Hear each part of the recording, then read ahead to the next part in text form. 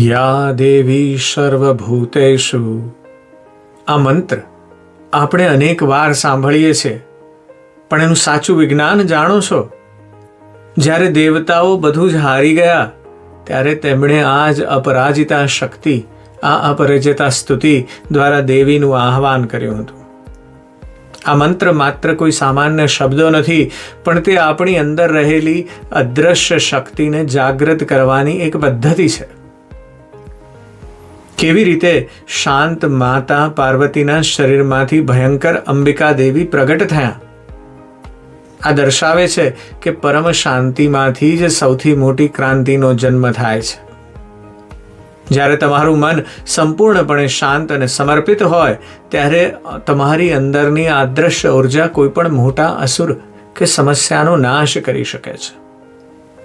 દેવતાઓએ પોતાના શસ્ત્રોથી નહીં, પણ પોતાની નમ્રતા અને ભક્તિથી આ શક્તિને પ્રગટ કરી.